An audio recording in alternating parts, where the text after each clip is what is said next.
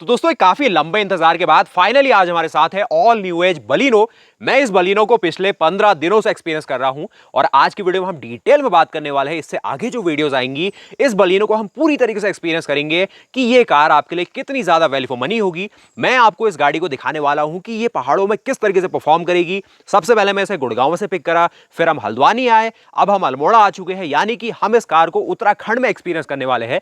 अब जैसे आप सभी को पता है कि मारुति अपनी बलिनो का एक क्रॉस वर्जन भी इंडिया में लॉन्च कर रही है, यानी कि इस कार को थोड़ा सा एसयूवी लुक दिया जाएगा। गाड़ी थोड़ी दमदार दिखेगी, किस तरीके का होगा आगे की वीडियोस में आपको बताऊंगा। लेकिन वीडियो में आप समझिए जिस तरीके से मारुति अपनी सीएनजी भी आपको ऑफर कर रही है बलिनो के साथ, साथ ही मारुति अभी आपको अक्टूबर 2022 में ऑफिशियली कुछ डिस्काउंट्स भी दे रही है। अगर आप बलिनो की ही बात करें तो करीब 10,000 रुपए का डिस्काउंट आपको इस शानदार गाड़ी में देखने को मिलेगा। और साथ ही अगर आप बात करेंगे सेल्स फिगर्स की तो मारुति ने अपनी बलिनो की पिछले महीने में अक्टूबर 2022 में 17,000 यूनिट्स को बेचा है, जो कि बताता है कि ये गाड़ी कितनी ज्यादा सक्सेस हो रही है मार्केट में। अगर आप इसके जस्ट जो नीचे गाड़ी है वो है टाटा की नेक्सॉन, जो कि इससे एक अपर सेगमेंट की गाड़ी है, यानी कि कॉम्पैक्ट एसयूवी सेगमेंट की है, जो कि अभी ज्यादा पॉपुलर हो रही है। और जिस तरीके से ब्रेजा है और जो आपकी इसके बाद आने वाली बलिनो क्रॉस है वो भी कुछ ना कुछ उसी डोमेन में आती है, यानी कि गाड़ी में थोड़ा ग्राउंड क्लियरेंस और ये चीजें मिलती है। आगे समझा दूंगा क्या है। और उसके सेल्स फिगर है 13,000 यूनिट्स के, यानी कि ये 17,000 भी की है और 13,000 भी की है। और जो नंबर 1 पे है वो है मारुति की ऑल्टो, जो कि 21,000 यूनिट बिकी हुई है। साथ ही जो इसका कंपटीशन है जो कि i20 है वो बहुत ज्यादा नीचे है, वो केवल 7,000 यूनिट बिकी है अक्टूबर के महीने में 2022 में। और जो अगला कंपटीशन है टाटा की अल्ट्रॉस, वो केवल 4,000 यूनिट बिकी है। और उसमें थोड़ा सा एक और चीज देखने को मिली है कि जो अल्ट्रॉस है उसकी सेल्स पिछले साल के मुकाबले 10% कम आई है इस महीने, जो कि थोड़ा सा सोचने वाली बात है। इससे ये समझ में तो आता है कि ये गाड़ी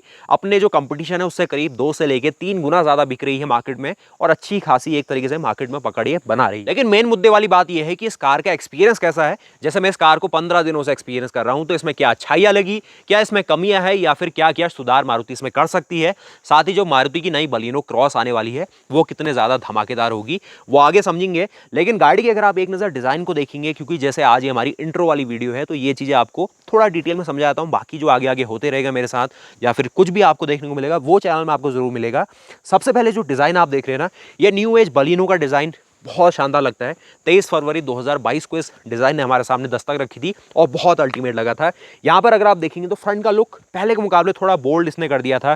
साथ ही यहाँ पर आपको नेक्स्चर पूरा डिज़ाइन फिलॉसफी मिलती है, जो फ्लेम लाइक डिज़ाइन जो ग्रिल दी गई थी। साथ ही सुजुकी का बड़ा सा लोगो है, 360 डिग्री कैमरा ये आपको देती है। साथ ही आपको फुल एलईडी सेटअप मिलता है। 3 आपको यहाँ पर 3 पॉड DRLs मिलेंगे एलईडी के साथ। ये कुछ आपको एलईडी प्रोजेक्टर दिया गया है। साथ ही नीचे एलईडी फॉग लैंप है। लाइटिंग सेटअप जिस तरीके से मैंने इसको पहाड़ों में चलाया है, कल भी मैंने इसको चलाया था, लगभग मैं इसको चला ही रहा हूँ 1 हफ्तों से पहाड़ों में, तो पहाड़ों में इसकी लाइट में कोई दिक्कत नहीं है। जब रियल लाइफ आपको रिव्यू चाहिए वो आपके लिए आने वाला है। मैंने सब कुछ बनाया हुआ है आपके लिए, बिल्कुल निश्चिंत रहिए। साथ ही गाड़ी की जो डिज़ाइन है चौड़ाई बहुत ज़्यादा दिखाती है। गाड़ी थोड़ी सी लो स्लंग रखती है, थोड़ा सा स्पोर्टी कैरेक्टर है।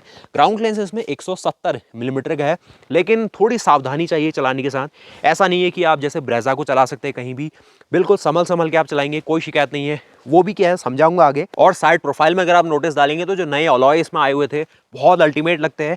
कहीं पर भी आप देखिए ना, ऐसा आपको नहीं फील होगा कि इसके डिजाइन में साइज में कोई कमी है। आगे आपको 14 इंचेस के डिस्क ब्रेक मिलते हैं, जो कि पहली पुरानी बलिनो के मुकाबले 1 इंच बढ़ाए गए थे। और अगर आप टायर प्रोफाइल की बात करें तो 195/55 रेडियल 16 का टायर दिया गया है और 14 इंच की डिस्क के साथ ये 16 इंच का अलॉय बहुत बढ़िया काम करता है। और साथ ही जो नई बलिनो है इसमें जो रियर के ब्रेक्स है ना, जो कि ड्रम ब्रेक आते हैं नॉर्मली, इसके भी साइज को बढ़ाया गया था। अभी आपको 200 mm का ड्रम मिलता है, पीछे 180 mm का ड्रम पुरानी वाली में मिलता था, अब 200 का हो गया है। और ब्रेकिंग काफ़ी अच्छी कर लेते हैं, वो कोई शिकायत आपको फील नहीं होगी। साथ ही अगर आप कार की रियर की प्रोफाइल को देखते हैं तो यहाँ पर बहुत बढ़िया काम करा है मारुति ने। बहुत ही ज़्यादा अप मार्केट आपको फील होता है, काफ़ी फ्रेश लगता है डिज़ाइन, थोड़ा सा एंगुलर भी रखा गया है। और ये जो नए एलिमेंट्स दिए गए थे जो कि फुल एलईडी सेटअप के साथ आते हैं, बढ़िया लगते हैं। साथ ही बलिनो का कुछ फॉन्ट मिलने वाला है, कुछ आपको यहाँ पर क्रोम की पूरी हाईलाइट मिलती है। जो कैमरा है उसका प्लेसमेंट यहाँ दिया गया है और ओवरऑल गाड़ी काफ़ी शानदार लगती है। और साथ ही अगर आप थोड़ा प्रैक्टिकलिटी देखते हैं तो 318 लीटर का बूट इसमें आपको दिया जाता है, जो कि इस तरीके की अपनी कैपेसिटी दिखाता है। एक तरीके से बहुत ज़्यादा इनफ है। जो कंपटीशन है उससे थोड़ा ज़्यादा ही बूट आपको देखने को मिलेगा, जैसे अल्ट्रॉज और जो i20 है उनसे ज़्यादा प्रैक्टिकल बूट मैं इसमें देख पाया था। और इसकी डेप्थ भी काफ़ी दी गई है, तो बड़े से बड़े सामान भी इसमें आपको रखने में कोई दिक्कत नहीं होगी। अपोलो का टायर है, 185 सेक्शन का टायर दिया गया है, 15 इंच का है, जो कि जो मेन अलॉय है उससे थोड़ा छोटे साइज़ का दिया गया है। और जैसे हमने ब्रेजा में देखा था कि ब्रेजा का आप अगर टॉप मॉडल लीजिए, बेस मॉडल लीजिए, सेम टायर मिलेगा, चाहे जो स्पेयर टायर है वो भी सेम साइज़ का है, तो वो होना चाहिए था इस गाड़ी में भी, वो नहीं दिया गया। बाकी ग्राउंड क्लियरेंस गाड़ी का 170 मिलीमीटर है, थोड़ा सा संभल के चलानी पड़ती है। एक रिक्वेस्ट बटन यहाँ दिया गया है, उस तरफ भी दिया गया है, और इस तरफ देखेंगे तो ये इसके आप ऑल ब्लैक इंटीरियर्स देख रहे हैं। बिल्कुल नए डिज़ाइन फिलॉसफी के साथ आए थे इसके इंटीरियर्स, जो कि आप नोटिस करेंगे। और पहले इंप्रेशन में अगर आप इसके डोर पैनल में डालते हैं तो यहाँ पर जो मारुति ने सिलेक्शन ऑफ मटेरियल किया है वो मुझे ठीक लगा। एक तरीके से यहाँ पर आपको हार्ड प्लास्टिक दिया गया है, साथ ही यहाँ पर भी हार्ड प्लास्टिक है, बट ये चीज़ें आपको सॉफ्ट टच दी गई है। ये कार लगभग 5000 किलोमीटर चल चुकी है और अभी भी कोई ऐसा वेयर एंड टेयर नहीं हुआ है। 5000 किलोमीटर बहुत कम अमाउंट होता है, लेकिन फिर भी सही तरीके से मेंटेन है। ऑटोमेटिक आपको पावर विंडो यहाँ पर दी गई है, जो कि वन टच अप और वन टच डाउन फंक्शन के साथ आती है। ओआरवीएम के सारे कंट्रोल्स हैं, क्रोम डोर हैंडल्स आपको मिलेंगे, बॉटल के लिए थोड़ा स्पेस यहाँ दिया गया, स्पीकर का प्लेसमेंट यहाँ किया गया। अब बलिनो को ना हम एक तरीके से प्रैक्टिकल कार समझते हैं, स्पेस के मामले में ये गाड़ी आपको कहीं निराश नहीं करती है। दिखाता हूँ आपको किस तरीके से। तो इस गाड़ी में अगर आप अंदर आते हैं तो मेरी हाइट जैसे 6 फीट के आसपास है, फिर भी बड़े आसानी से आप आ सकते हैं। हेडरूम भी गाड़ी में सही अच्छा मेंटेन हो जाता है। और अगर आप गाड़ी में बैठने की बात करें तो थोड़ा सा लो आप बैठते हैं, क्योंकि गाड़ी ना थोड़े ऐसे ही कैरेक्टर के साथ है, थोड़ा सेडान वाला फील आपको करवाती है। बाकी गाड़ी को अगर आप मैं स्टार्ट करके दिखाता हूँ तो ये जो इंजन है 1.2 लीटर का 4 सिलेंडर का इंजन है। सबसे जो अट्रैक्शन वाली बात है, यहाँ पर जो HID आपने देखी, यही सब फंक्शन और जो फीचर है जो मारुति आपको दे रही है। और एक तरीके से अभी अपने सेगमेंट में नंबर 1 ऑफरिंग आ चुकी है, जो कि बहुत सही चीज़ है। यहाँ पर डोर ओपन है तो ये आपको चीज़ें दिखा रहा है। स्पीडोमीटर आप देखेंगे, ये आज हम इसका ऑटोमेटिक जो ट्रांसमिशन है उसको ड्राइव कर रहे हैं। जो टैकोमीटर है, टाइम है, बेसिक चीज़ें आपको सब कुछ दिखाया जाता है। ये आपको बेसिक सा जो एक एनालॉग क्लस्टर है उसके साथ कुछ डिजिटल स्क्रीन है वो दिखाई गई है। बहुत आसान है इसका रीड आउट। साथ ही यहाँ पर सुजुकी का लोगो है, कुछ यहाँ पर आपको सारे इंफोटेनमेंट के कंट्रोल, क्रूज के कंट्रोल, टेलमेटिक्स के कंट्रोल और ये सब चीज़ें हैं। तो गाड़ी लगभग 5000 किलोमीटर चलने वाली है और एक तरीके से 5000 चलने के बाद भी कोई शिकायत नहीं है। एक तरीके से बिल्कुल ब्रांड न्यू ही हम इसे समझेंगे, बट जो भी है एक्सपीरियंस आना चाहिए गाड़ी में, अच्छा ही आ रहा है। रैटल का भी साउंड अभी नहीं फील हुआ है, बट जब ऑफ रोड करेंगे और गाड़ी को थोड़ा सा ना टेस्ट करेंगे तब देखते हैं क्या कुछ है। बाकी अगर आप यहाँ से और चीज़ें मेरी देखने की कोशिश करें तो गाड़ी को एर्गोनॉमिकली बनाया गया है। डेड पेडल का प्लेसमेंट भी ठीक लगेगा आपको, वो शिकायत नहीं है। बाकी पैरों के बीच में भी सही सा स्पेस आपको दिया गया है। यहाँ पर आपको इंजन स्टार्ट स्टॉप बटन ही ऑफर कर रहे हैं। जो आइडल स्टार्ट स्टॉप का फंक्शन इस इंजन के साथ आता है वो आप यहाँ पर देखेंगे, क्योंकि इसमें आपको इंटीग्रेटेड स्टार्टर सिस्टम मिलता है, यानी कि कोई ऐसी साउंड भी आपको ज़्यादा फील नहीं होगी। और गाड़ी जब आप ट्रैफिक में रुके आराम से बंद होती है और फिर आराम से स्टार्ट भी हो जाती है। ये आप देख रहे हैं इसकी 9 इंच की स्क्रीन को, जो कि इसका बहुत सही अट्रैक्शन है। पहली बार यही चीज़ ये अपने साथ लेके आई थी बलिनो, और इसके बाद ये ब्रेजा में आपको देखने को मिला, फिर उसके बाद आपको ग्रैंड विटारा में देखने को मिला। अब इस न्यू एज बलिनो में जो आपको मारुति सिस्टम ऑफर कर रही है, जिसका टोटल साइज 9 इंचेस का है, अपने साइज के हिसाब से ना बिल्कुल सही बैठा है। और एक आम आदमी के हिसाब से काम के सारे फंक्शन आपको देखने को मिलते हैं। जो सबसे काम का फंक्शन आपको इसमें देखने को मिलेगा, जिसका नाम है 360 कैमरा। ये कार की पूरी सराउंडिंग पहले आपको दिखाया जाता है, और जिस हिसाब से आप गाड़ी को चलाएंगे, मान लीजिए हम इसको स्टार्ट करते हैं और मैं इसको डाल देता हूँ डी मोड में, और मैं इसको अगर यहाँ पर 360 डिग्री कैमरा अगर ऑन करता हूं, तो जैसे आपको लैंड रोवर डिफेंडर जो कि लगभग 1 करोड़ की गाड़ी है, उसमें आपको फ्रंट कैमरा मिलता है बेसिकली। तो अगर आप बेसिक ऑफ रोडिंग करते हैं या फिर खराब रास्तों में जाते हैं या फिर शहरों में आप ज़्यादा चलते हैं, तो वहाँ पर ये जो फ्रंट कैमरा है उसका व्यू आपको यहाँ पर ला के दिखा देगा। उसके साथ यहाँ पर देखेंगे तो पूरा बड़ी चौड़ी स्क्रीन में आपको दिखाता है। साथ ही यहाँ पर आप जो पहले देख रहे थे साइड का आपको दिखा देगा, लेफ्ट साइड का जो कि ब्लाइंड स्पॉट में रहता है, और जो आगे का है उसी के साथ ये आपको टॉप व्यू और फ्रंट व्यू दिखा देगा। और ये जो आप चाहते हैं एक तरीके से पूरा जो आपको मार्किंग्स है उसके साथ दिखाएगा कि आपका स्टीयरिंग कहाँ जाने वाला है। और साथ ही अगर आप जो सिलेक्शन ऑफ मटेरियल्स है उसको देखते हैं, बहुत बढ़िया यूज़ किया गया है। कहीं पर भी ऐसा पेंट की चिपिंग में नहीं देख पा रहा हूँ, अच्छी तरीके से मेंटेन है, अभी कोई ऐसा रफ यूज़ भी नहीं हुआ है, लेकिन फिर भी कोई शिकायत अभी फील नहीं हुई है। यहाँ पे थोड़ा पियानो फिनिश इन्होंने ऑफर करा है। उसके साथ जो ये कंसोल आप देख रहे हैं, जो AC का फुली ऑटोमेटिक क्लाइमेट कंट्रोल दिया गया है, जो कि बेस मॉडल से आपको यहाँ पर देखने को मिलता है। और कंट्रोल की बात की जाए तो ऐसे कुछ यहाँ पर आपको सेलेक्टर दिए गए जो कि बड़े आसान होते हैं चलती हुई गाड़ी में भी कंट्रोल कर पाना। ये टेम्परेचर का है प्लस माइनस, और ये है इसका फैन स्पीड का। और थोड़ा अगर आप नीचे आते हैं तो यहाँ पर आपको एक नॉर्मल सी USB मिलने वाली है, और यहाँ पर आपको एक 12 वोल्ट का सॉकेट मिलेगा। यहाँ पर जो प्लास्टिक क्वालिटी है ये भी ठीक लगेगा। सेंटर कंसोल की स्ट्रेंथ को देखेंगे तो ठीक है, मतलब ज़्यादा फ्लिमजी भी नहीं है और ज़्यादा कोई स्टिफ भी नहीं है, ठीक ठाक यूज़ किया गया है। यहाँ पर थोड़े से कप होल्डर का यूज़ किया गया है। साथ ही अगर आप की फॉब की बात करें तो इसमें की फॉब आपको जो नेक्सा की बाकी गाड़ियों में या फिर बलिनो या फिर उसके साथ जो ग्रैंड विटारा है इवन उसमें भी इसी तरीके की डिज़ाइन के साथ मिलेगी। सुजुकी का लोगो है और ये सारे फंक्शंस मिलते हैं। अब जैसे मारुति ने अपनी नई बलिनो में मैनुअल और ऑटोमेटिक दोनों ऑप्शंस आपको ऑफर करे हैं, और यहाँ पर आज हमारे साथ ऑटोमेटिक वेरिएंट है।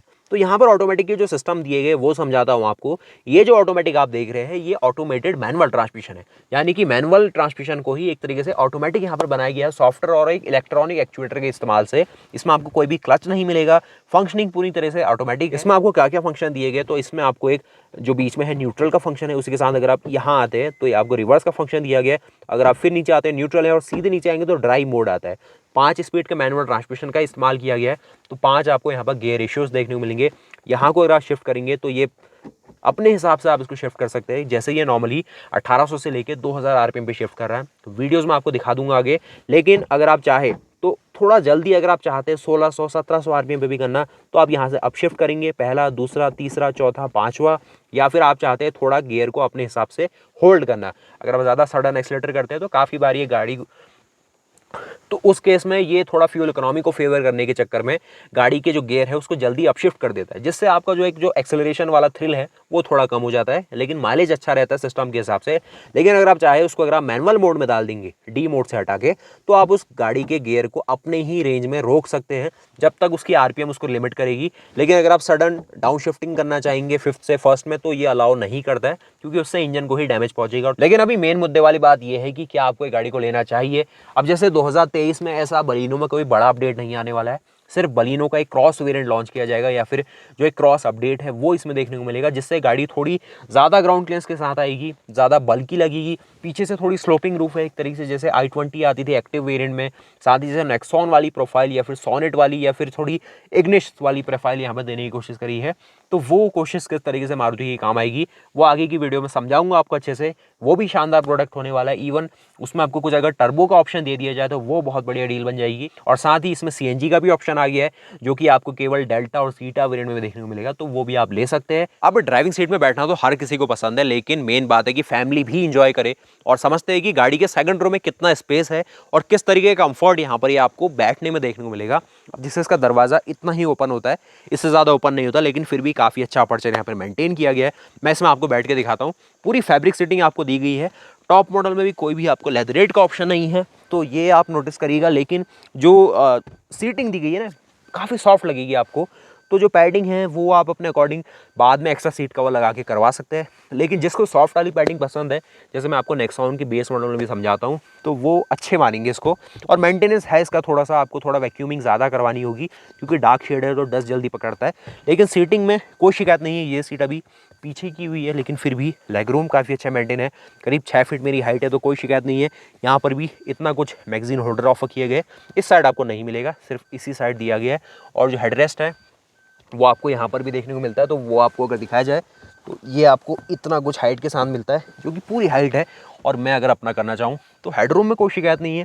यहाँ पर भी जो हेडरूम है मेंटेन है लगभग 2 से 3 इंचेस का, और सही से लगेगा। पीछे इसमें 2 लोग बड़े आसानी से बैठते हैं। मतलब बलिनो ना जाना पहचाना प्रोडक्ट है, और 3 लोग भी इसमें आ जाएंगे। अभी एक बैग रखा हुआ है और बीच में एक बंदा बैठना चाहे तो बैठ सकता है। लेकिन जो बीच वाला पैसेंजर है उसके लिए केवल 2 पॉइंट सीट बेल्ट मिलेगी। यहाँ पर भी मारुति को अगर 3 पॉइंट सीट बेल्ट देने का मन करे तो ज़रूर देने चाहिए, जिससे सेफ्टी और बढ़िया इंश्योर हो जाए। तो यहाँ पर मैं देख रहा हूँ कि आपको एक AC वेंटिलेटर ऑफर करा है, जो कि बेसिक सी क्वालिटी में मिलता है, जो कि आप अपने अकॉर्डिंग यहाँ पर इसको सेट कर सकते हैं। कहीं पर भी इसका फ्लो कर लेंगे, यहाँ से इसको जो फ्लो मीटर है वो कंट्रोल किया जा सकता है। और अगर आप चार्जिंग सेटअप की बात करेंगे तो यहाँ पर आपको एक Type-C और नॉर्मल USB का फंक्शन मिलता है, जो कि आप नॉर्मली देखते हैं। और साथ ही अगर आप इसके फ्रंट का डैशबोर्ड को देखते हैं तो यहाँ पर भी बहुत बढ़िया लुक्स आ रहे हैं रियर से। अच्छे मटेरियल्स का यूज़ किया है। अगर आप कलर सिलेक्शन को भी देखेंगे तो ब्लैक, सिल्वर और एक तरीके से ना नेवी ब्लू का शेड है, बहुत बढ़िया लगता है। स्टीयरिंग भी काफ़ी प्रॉपर साइज का है। जो स्क्रीन है ये भी बढ़िया लगती है। सेंटर कंसोल के साथ देखा जाए तो बहुत बढ़िया डिज़ाइन दिया गया है।